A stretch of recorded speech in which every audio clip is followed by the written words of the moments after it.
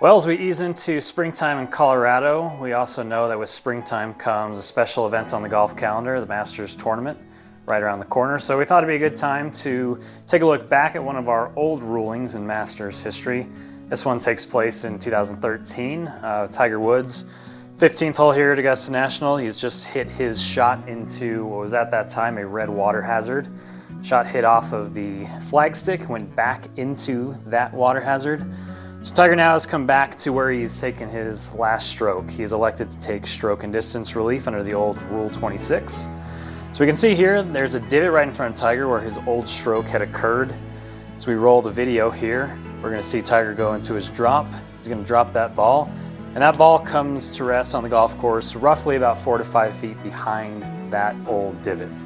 Now, under the rules of golf prior to 2019, when we were dropping a ball, returning it to play, taking relief or some other matter, we had to drop that ball as close to a point as possible.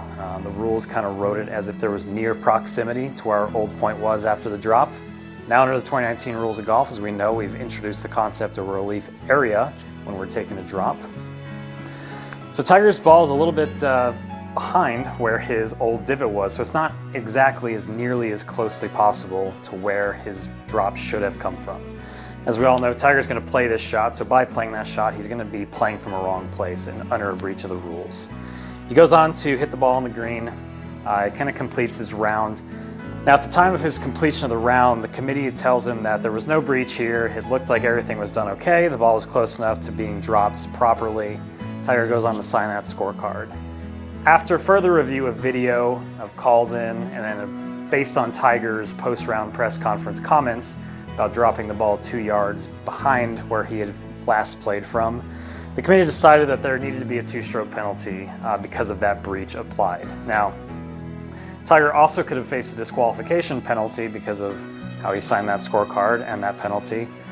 But in this case, there was an old decision that the committee allowed Tiger to keep playing with that 2-stroke penalty. The committee was basically given the authority to waive the penalty of disqualification in that case.